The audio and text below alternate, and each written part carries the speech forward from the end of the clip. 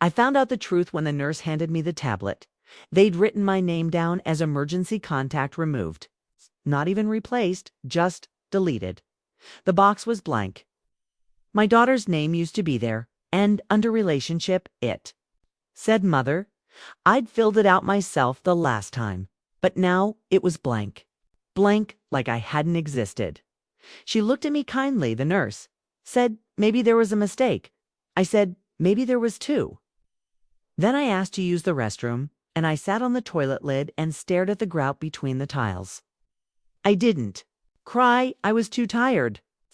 I'd only come in because my vision had gone blurry in one eye. Stress, probably blood pressure, something that wouldn't matter soon. When I came out, I handed her back the tablet and asked if there was any way to override. She said no, it had to be updated from their side. Their side. I'd lived on their side for 57 years. Now I was on the other. I lay on the narrow hospital bed and stared at the ceiling tiles, and I let them run their tests. Every time someone came in, they glanced at that screen. No emergency contact. No one to call. I could see it in their eyes. It's that quiet scan. That unspoken assumption. Old woman alone. Probably estranged.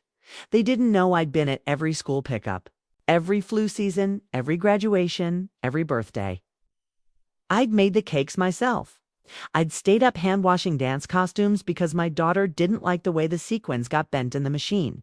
I hadn't raised my voice. Not once. Not ever. But that doesn't count when you're too sensitive. It's what they said.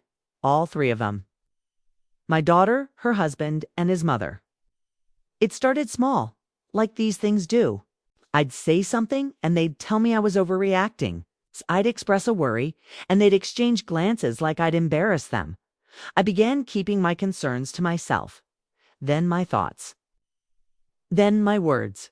Finally, they told me directly, "You're just too sensitive. It's hard to be around you." So I left. Quietly, yes, but not in defeat. In silence, yes, but not for their comfort. I left because it was the only power I had left. The right not to show up where I wasn't wanted, but I hadn't expected this. To be erased. After the hospital visit, I took the long way home, drove past the street they live on. I didn't stop. I didn't even slow down.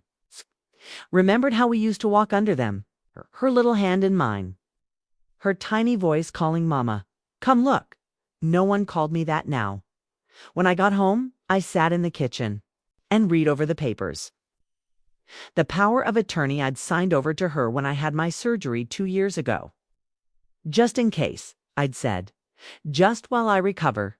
The documents had come from her husband's office. A lawyer? I remember thinking it was neat how quickly they got it done. Like they knew the script already. I didn't read the fine print then. I was in pain. On medication, trusting this time I read every word. The next morning, I called a lawyer of my own. Her name was Sophia. She asked me why I was calling now. I told her I'd been erased. She said she'd seen that before. At the end of the call, she said she'd need a few days. I told her I'd wait. I had nothing but time now. That was 2 weeks ago, and this morning, as I sat with my tea cooling in the cup, I got the call. It wasn't Sophia. It was her assistant. She said the documents had been altered. That I'd signed over more than I thought. That my daughter now controlled not just the medical decisions but parts of my estate too. And that she'd recently transferred the deed of my house to a joint trust in both our names. I didn't understand all of it at first. But I heard the most important part. It wasn't mine anymore. The house I'd bought, the house I'd cleaned, the house I'd painted and fixed and patched for 30 years. The house where my husband died. The house where I raised her. Gone. The line went quiet. The assistant asked if I wanted to speak to Sophia. I said no. I hung up and sat very still. My tea had gone cold. The cup was still warm. Like me, I walked through. The house after that touched the walls, opened the cupboards, ran my fingers across the window ledges. I wasn't saying goodbye yet. I just needed to know it was real. that it had happened, that I'd been here, that my name had once been on the title. Then I opened the filing cabinet and took out my notebooks, passwords, account numbers, copies of things I hadn't looked at in years. I didn't cry, didn't yell. I just wrote down what I needed. Then I packed a single suitcase. I'm in the motel now, room 217. The kind of place where the curtains are thick and the light is yellow, no matter what time it is. Spy the little in the drawer and plastic cups wrapped in crinkled paper. The bedspread is rough but clean. The heater hums like a tired dog. And I'm speaking this into the recorder so I won't forget, so I can hear myself, 'cause I haven't heard my own voice in months. They said I was too sensitive, but I remember every word. Part 2, approximately 1,000 words. I was not always like this. Quiet, measured, careful. There was a time when my laugh filled every room, when I would sing while making dinner, out of tune and with abandon. When I called people just because I missed them, not because I had a reason. That was before I learned to check their mood first. Before I learned that my warmth could make them uncomfortable. I was 21 when I had her. Emily. I remember the nurses saying I looked too young, but I didn't feel young. I felt ancient the second I held her. Like something inside me clicked into place, like I'd been waiting for her all my life. I counted her fingers, her toes. I kissed the soft spot on her crown like it was made of porcelain. And I promised her I would never be the kind of mother who disappeared. I kept that promise for 53 years. Emily was a sweet child, gentle like me. She liked to draw on the backs of receipts, napkins, anything she could find. We didn't have much money then. Her father and I were just starting out, and we took turns working odd shifts to keep the lights on. I remember wrapping her lunch sandwiches in wax paper because we couldn't afford Ziploc bags. I'd write little notes on them with hearts. She used to save them in a shoebox. She never liked loud places. She was easily startled. I remember once at a birthday party, the balloon popped and she cried until we took her home. I held her in the back seat while she whispered, "I just want quiet." I get that. I do. I've always wanted quiet too. It was later, much later, that the word sensitive became a weapon. She was a teenager when she started pulling away. That's normal, I know. But with Emily, it wasn't the slamming doors kind of rebellion. Was colder? It was measured. She began to study me like I was a test she might fail. I started to feel like I was always in the wrong. I said once that her new boyfriend's jokes made me uncomfortable. They were sharp, mean things, said with a smile. She told me I was too sensitive, that I always took things the wrong way. I remember that night too clearly. She had just turned 17. Her boyfriend had called me nosy after I asked what school he was applying to. I didn't say anything at the time. I just smiled politely and refilled his glass of water. Later, I told her I didn't like the way he spoke to me. She rolled her eyes, said I always made things about me. I started second-guessing everything after that, even compliments, even hugs. Was I asking too much? Was I giving too little? I didn't know anymore, but I kept showing up. Every recital, every opening night, every minor emergency. I drove 2 hours once just to bring her the sweater she'd left at home. She never said thank you. She texted back finally with a frowny face. Then I guess it'll do. I told myself it was just a phase. When she got married, she barely spoke during the planning. Her fiancé's mother took over everything. The invitations, the menu, the dress. Fitting, I stood quietly in the corner and watched my daughter try on gowns while another woman adjusted the veil.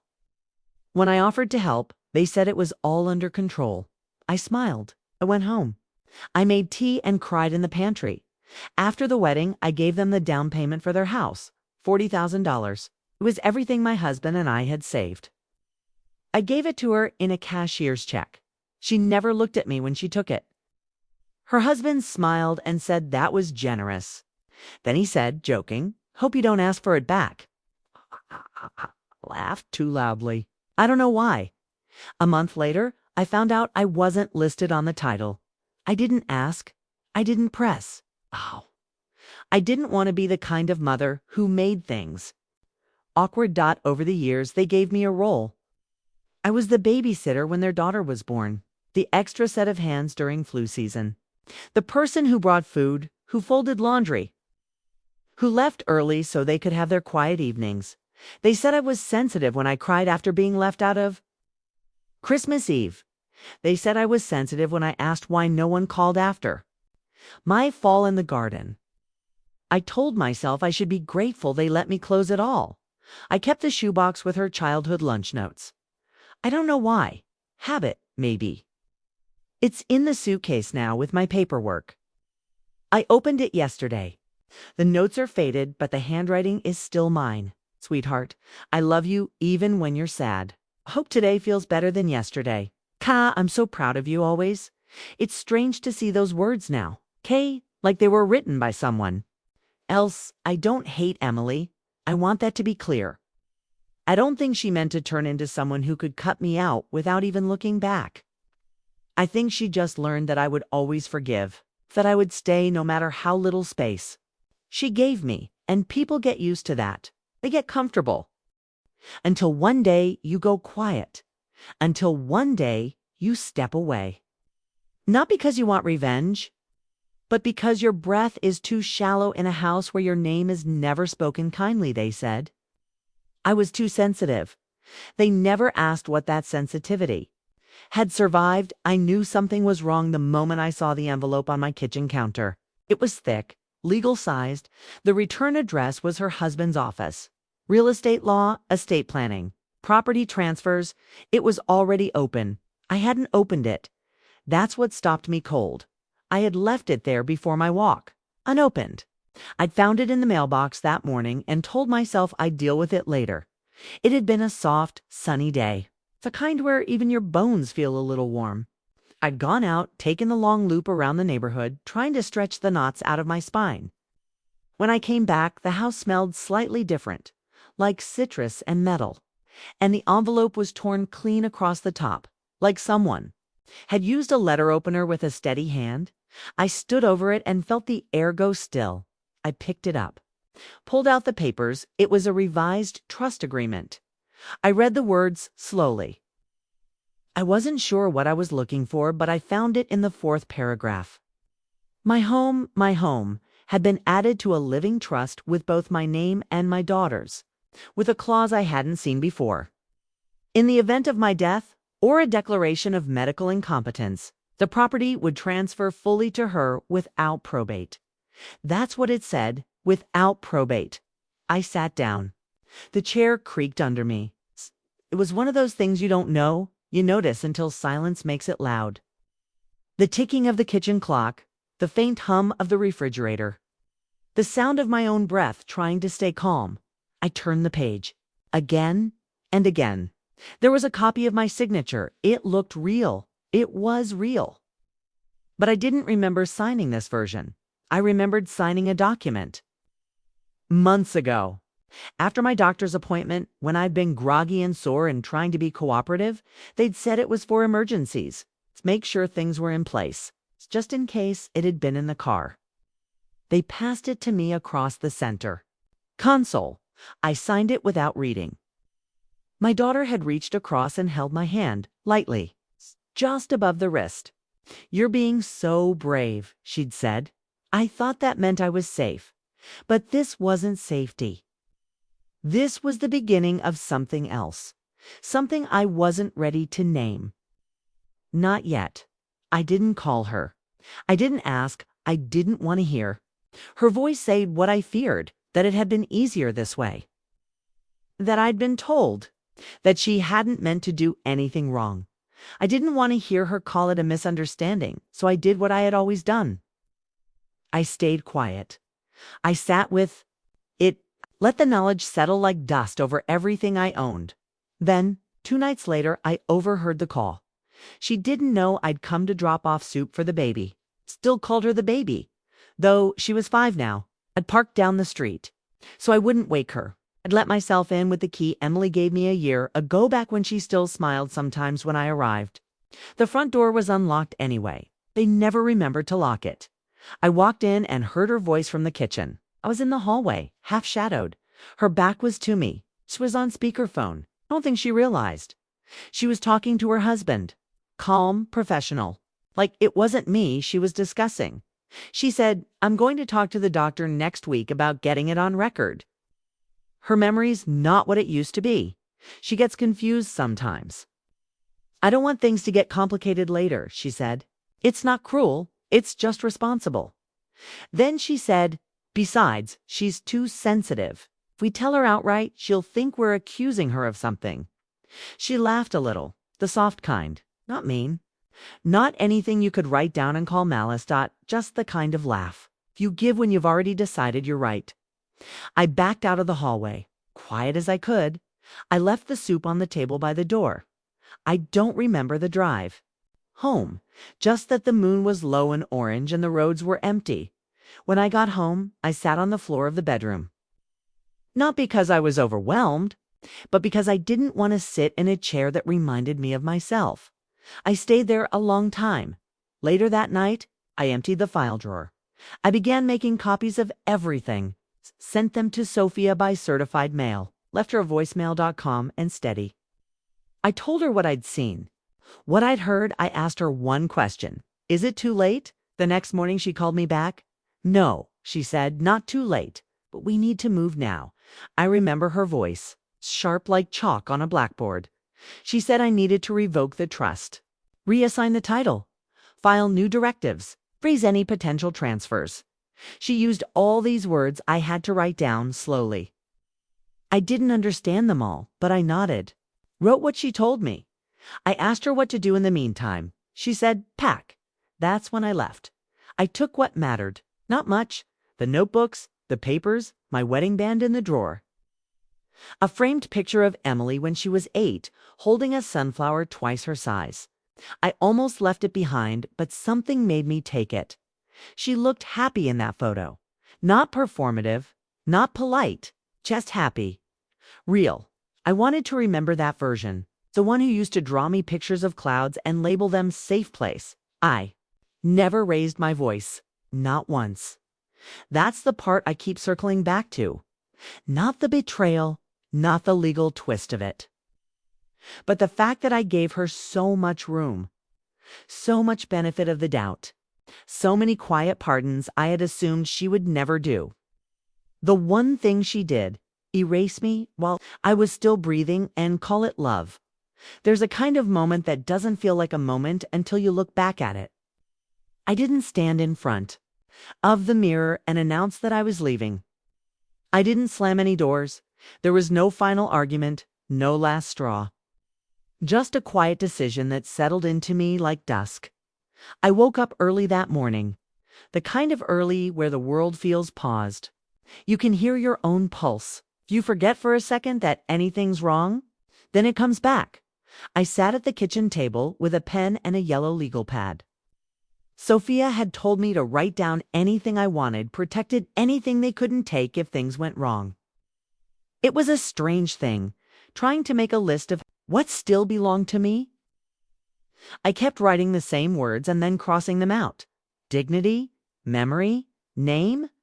None of that fits into a trust, so I wrote the house, the savings account, the small pension, and the old sewing machine my grandmother left me. I don't think anyone even knew about that machine but me. Still worked. I'd oiled it every few years like clockwork. Just in case I ever felt like stitching something again, that was the day. I made the phone calls, utilities, insurance, bank.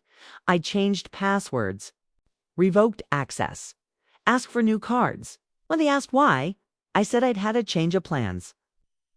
I didn't say that the people who used to be my family had taken everything I didn't think they would want. I walked through the house slowly, room by room. The light coming through the windows made everything look faded, like an old photograph. I touched the spots on the walls where school pictures had hung, the outline still visible. There was one of Emily in her cap and gown, her arms flung around my neck. I'd already packed that one. The frame had cracked years ago. I kept it anyway. I called Sophia at noon. She sounded different, sharper, more urgent. She said the paperwork was ready. We could file that afternoon. She asked if I could meet her in person. I told her yes. I told her I had already packed. She asked if I was sure. Said I was. I signed everything in silence. The new directives. The revocation documents, the deed correction, the power of attorney, reversal. She explained it all carefully, but I didn't ask many questions. I just read, nodded, signed.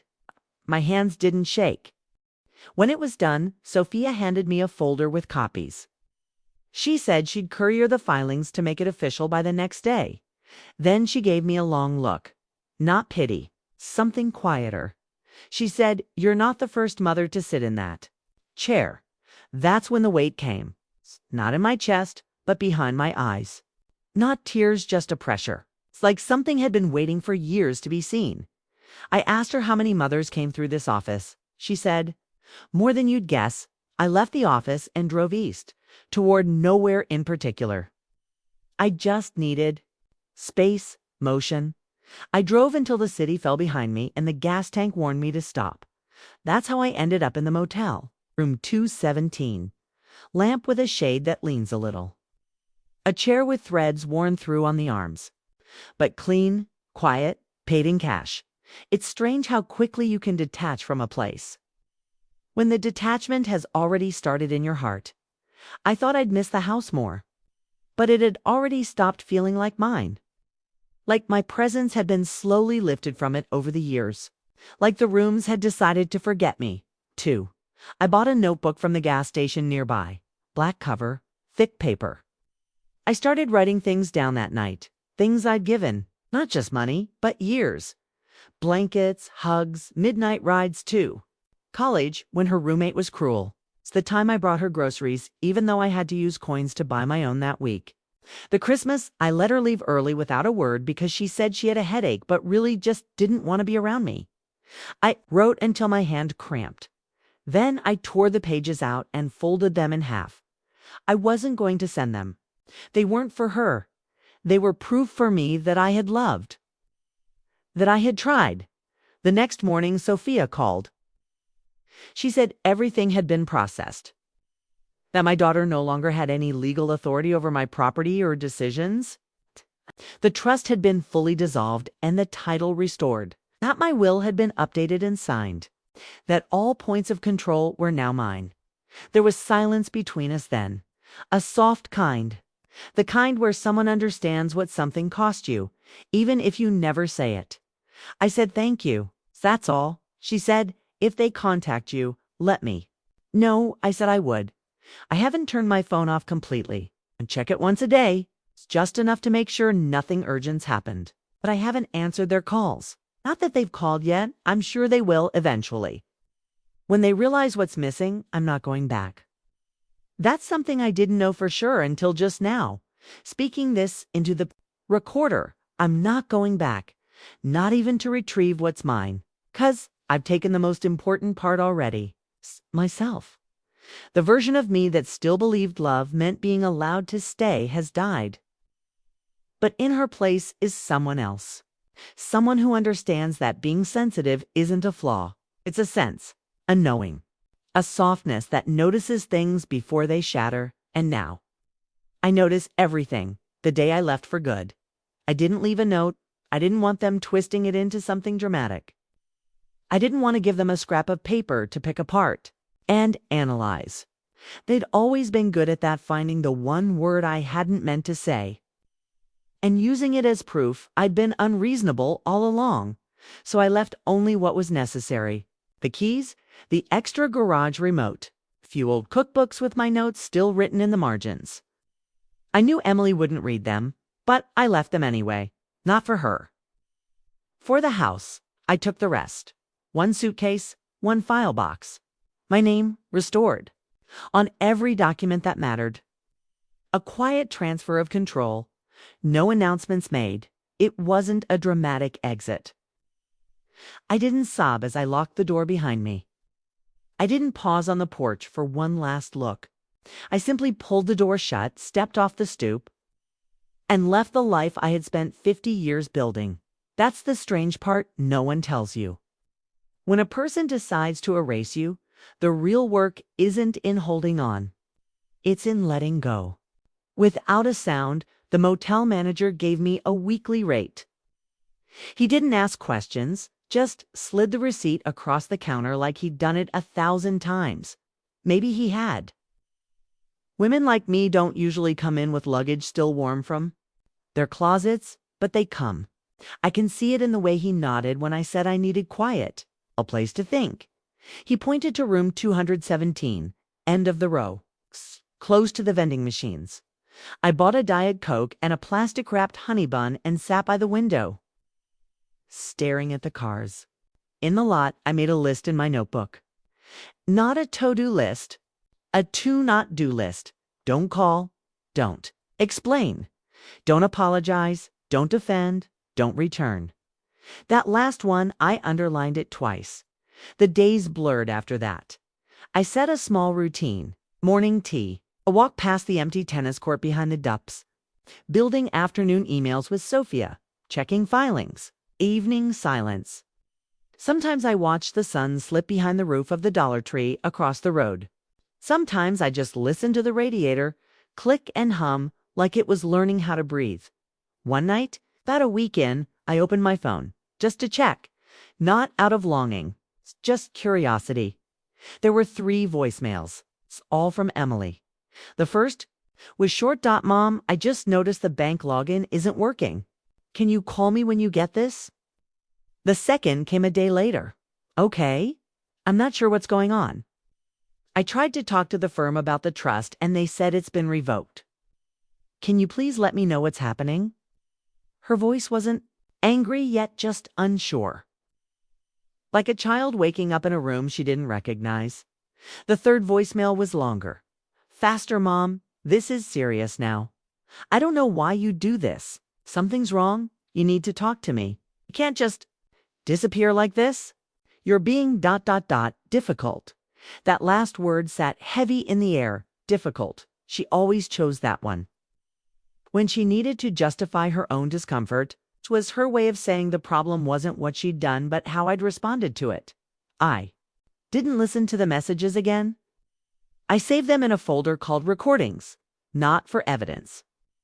Not for anything official, just so I could remember if I ever doubted myself.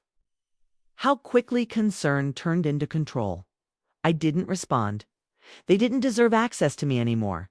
Not after what they'd taken. Not after they'd sat around a table whispering about my memory, planning to slide my name off the deed like dust from a window. No one strips away your autonomy by accident. It takes time, precision, language that sounds like love. You're tired. You need rest. We're just helping. You wouldn't want to make things complicated. It's not always the people who scream at you who do the most harm.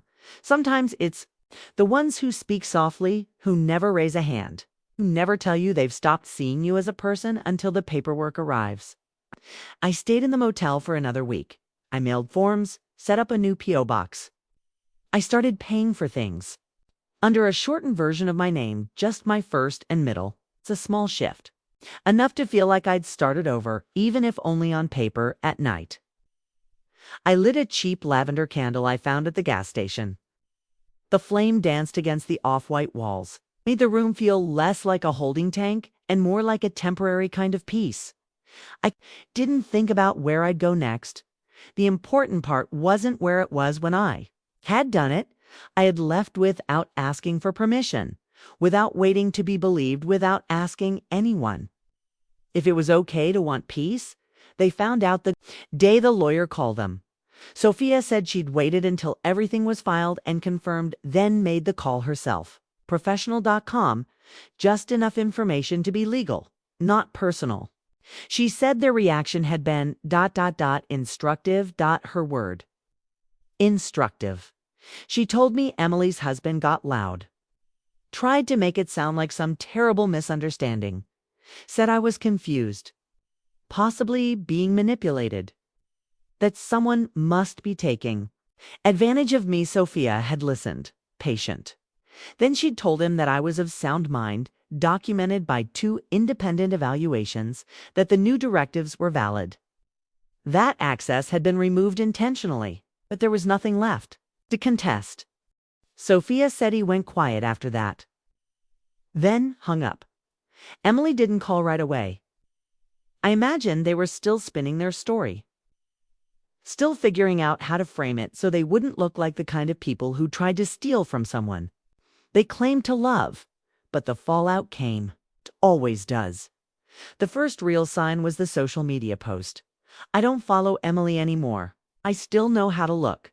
There it was in pale gold script over a picture of a wilted rose. Some people choose anger over love. We still choose love. It got shared 16 times. Her friends commented. Underneath, you've done everything you could. You've always been so patient. Sending strength, she didn't name me. But she didn't have to. I was the ghost in every sentence. I was the one estranged by her own bitterness, the one who'd refused help, the one who had walked away without warning. That's the trick. The narrative always favors the one who speaks first, especially when they speak in the language of disappointment, not guilt, especially when they make it sound like grief. I didn't reply, didn't write my version, didn't comment or share or even breathe too hard when I read it. I just sat in the motel bed, pulled the blanket around my shoulders, and stared at the image of that dying rose. It looked so curated, so tragically intentional. They were already rewriting me, making me into the woman who abandoned her family, the woman who was unstable, the woman who didn't understand how hard they were trying. I shut off the phone the next. Voicemail came 2 days later. It was Emily this time. She sounded different, stretched thin. She said she didn't understand why I'd done all this.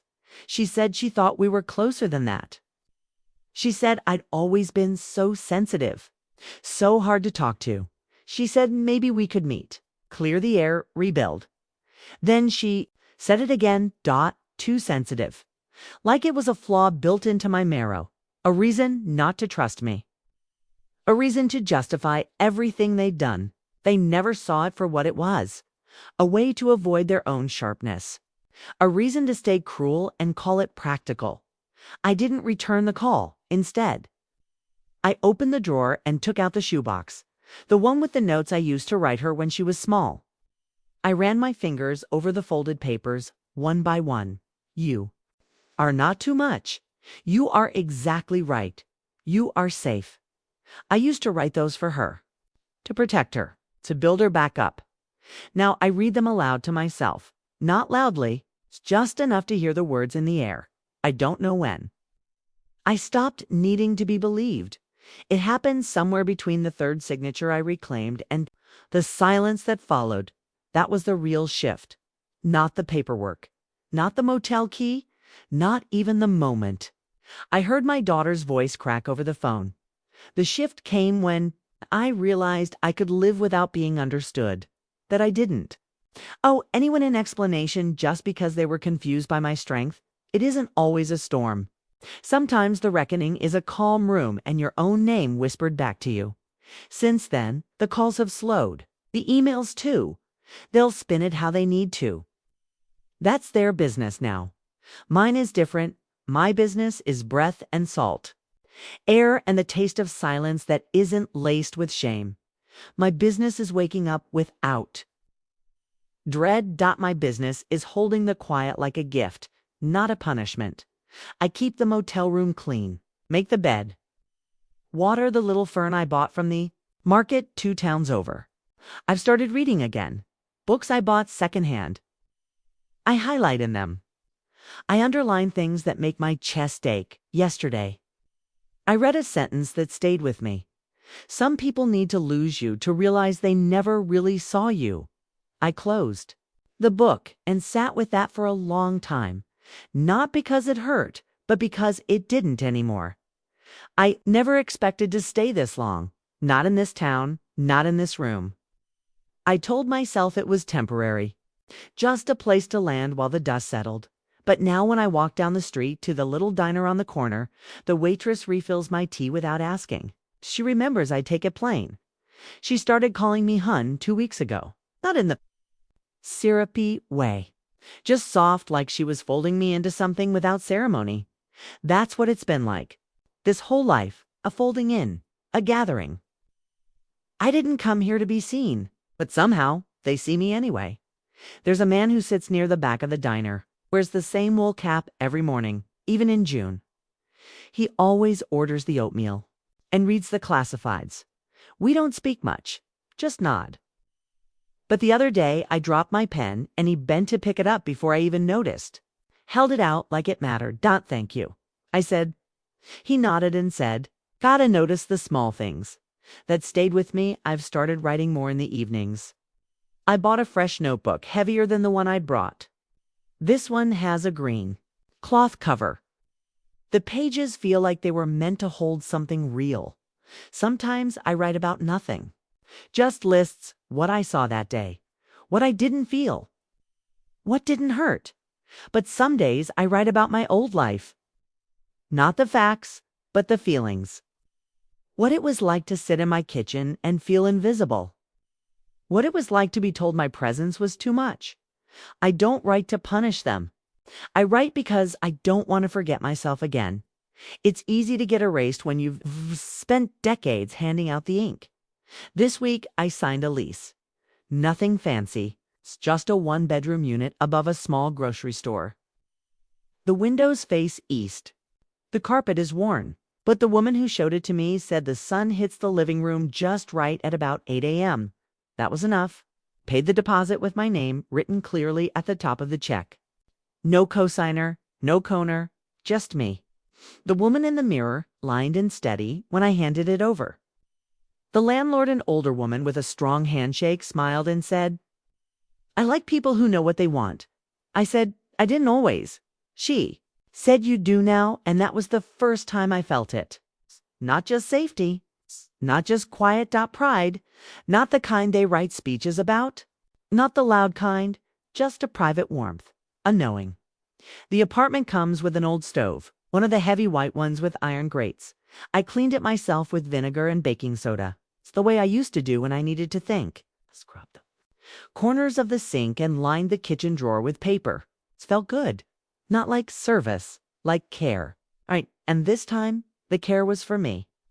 At the motel, I still have one more week. I'm giving myself time. Want to say goodbye to the room that gave me space to remember who I was before the dismissal, before the erasure.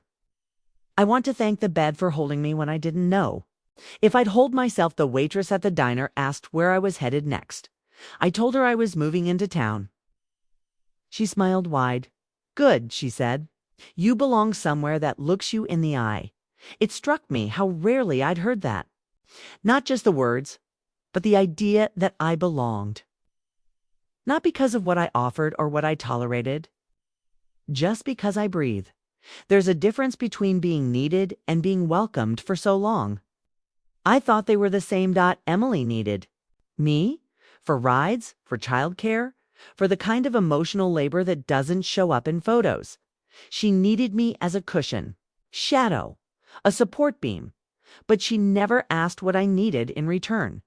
She never noticed when I stopped laughing at dinner, when I sat in silence on her couch while everyone talked around me, when I flinched just slightly at the sound of my own name spoken like a task. I used to think motherhood meant becoming the softest place for someone else to land. Now I think it means remembering not to disappear inside the softness. I still think about her. Of course I do. Not with anger anymore. Not even with grief. Just with a kind of quiet distance. Like a book you loved once and then realized had been written in a language that slowly forgot you. She will tell her version. I've made peace with that.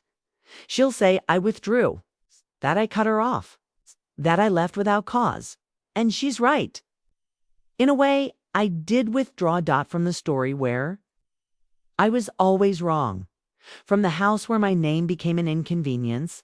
From the idea that love meant losing myself quietly, because I am not a mistake to be corrected. I am not a problem to be managed. I am not too sensitive. I am finally just enough. The letter came on a Wednesday, no return address. But the handwriting was hers. I recognized it instantly. Slanted right careful loops on the G's. The way she used to write my grocery lists when she was little, pretending to be helpful. I didn't open it right away. I made tea first, washed a single cup, sat in my new apartment near the window, and waited until my hands were steady. I let the envelope sit on the table like something alive. Something watching it had been 3 months since I left. I thought they'd given up, or decided silence was easier. Part of me hoped they had. Not because I wanted to be forgotten, but because I needed the quiet to stay intact. I'd begun to rebuild on it. It's like placing small stones where something heavier once stood, but here, it was one more attempt. A final reach.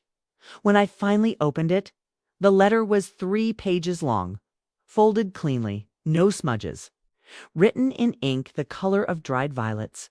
Her voice was soft, not pleading, just measured, careful in the way people get when they want to be forgiven without saying the word. She said she didn't know what had happened between us, that maybe things got lost in translation, that she never meant to hurt me, that everything they did was to protect me, that I misunderstood the paperwork, that it was never about control. She said she missed me. She said the baby missed me. She said it wasn't too late. I read the letter twice, and then I laid it flat on the table and stared at the window. The morning light had shifted. Everything looked tilted in gold. The world didn't pause for her apology. That's what I noticed. Most odd how still I felt. How unmoved. Not because I didn't feel something. I did, but because the feeling didn't sway me. It didn't pull me back into old patterns. It didn't reopen the wound. It just arrived, sat beside me, can passed. I picked up a pen and a fresh piece of paper. Not from anger, not even from sadness, just because it was time. I wrote slowly. I told her I'd received her letter, that I appreciated the words, that I hoped she was well. I said I understood now what I hadn't before, that love without respect is not love. That help offered without consent is not help. That silence in the face of cruelty is not peace. I said I would not be returning. Not to the house, not to the role. I said I'd begun a life that asked nothing of me except truth. I said I wished her healing. I did not ask to see the baby. I did not offer my number. I signed it simply. Mother, no closing, no flourish, just the name I had given everything to, until I realized it could belong to me again. I folded the letter and sealed the envelope. On the walk to the postbox, past the hardware store where I'd bought my new mailbox key, the man who sold it to me had asked if I was new in town. I'd said yes. Said, good. We need more good people. I mailed the letter and kept walking. I didn't look back at the box. Didn't imagine her opening it. I didn't imagine her crying or getting angry or showing it to her husband. That part isn't mine anymore. I had done my part. I had answered with truth. That night, cooked pasta on my new stove. Simple, with garlic and olive oil and fresh parsley. I ate it slowly, alone at my table, with my fern near the window and a book open to a poem I'd underlined the day before. I do not need to be forgiven to be free. I do not need to be welcomed to be whole. It's strange how soft strength can be. How quiet, how ordinary. They think survival looks like fire. But it often looks like a cup in the sink, rinsed clean and left to dry in the light. I kept the envelope her letter came in. Not the pages, just the envelope.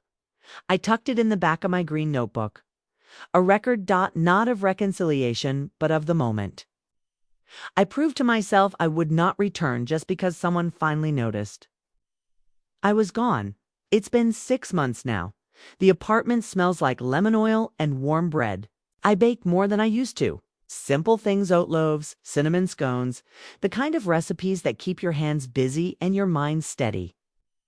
The oven's older than me, but it hums like it remembers how to be useful. That matters most mornings. I wake before the sun. I make tea. I open the window and listen to the wind pass through the alley between buildings. Sometimes I watch the man from the diner walk his old dog in slow loops. Sometimes he waves. Sometimes I wave back. The woman downstairs, Evelyn, brought me a potted violet last week. She said the color reminded her of her mother's dress. I told her I used to press violets in books when I was a girl. She smiled and said, maybe we're all just pressing ourselves into something soft again. That stuck with me. I never meant to find another kind of family. I thought I was past that. Too old to start again. Too tired to try. But it's not like it used to be. There are no expectations. Here, no silent tests to pass. No invisible lines I might cross. Here, kindness isn't something I have to earn. It's something we pass around quietly. Like salt at a table that's been set for anyone who shows up. Sometimes, I wonder what Emily tells people now. I wonder if she says I lost touch, that I drifted, that I was always a little difficult, little fragile. Wonder if she thinks of me at all, or if I've been folded into the part of her life she rewrites when no one's looking. But I don't check anymore. I don't look at her page. I don't scan the comments. I don't scroll through photos to find my own absence. The absence is mine now. I wear it like a shawl, not heavy, just honest. Some nights, when it's quiet and the lights are low, I take out my green notebook. I flip to the page where I wrote my final words to her. Not to punish, not to provoke. It's just to remember how it felt to finally speak without trembling. That letter taught me the difference between silence that protects and silence that erases. I chose the first. I kept the envelope folded gently at the seams. I don't know why. Maybe to remember that even things meant to guilt you can become something else, something powerless, something closed. Today, I burned it. I took it to the little fire pit behind the building. Evelyn gave me a box of matches. I didn't make a ceremony out of it. I didn't cry. I just lit the edge and watched it curl. Watched the flame take it slowly, without rush. The handwriting vanished first. Then the paper softened, darkened, folded inward. Ash before it ever turned to heat. I stood there until nothing was left. Then I went back upstairs and wiped the soot from my fingers. There was no relief. Not exactly, just space. A room cleared. A drawer emptied. The kind of peace that doesn't announce itself, but stays. I still speak into the recorder sometimes. Not every day. It's just when something settles in my chest that needs a shape. It's like this. Like now. I'm not leaving this message for anyone else. No one needs to hear it but me. I just want to remember that I survived being erased. That I did not vanish. That I walked out with nothing but a bag, a name, and the quiet belief that I still mattered on. I was right. I don't need a witness. I don't need a reconciliation. I don't need her to say sorry with her mouth, because I said yes to myself with my feet. I chose the door. I closed it behind me. I locked it gently, and I walked toward the light. This time, I decide who gets to call me anything else.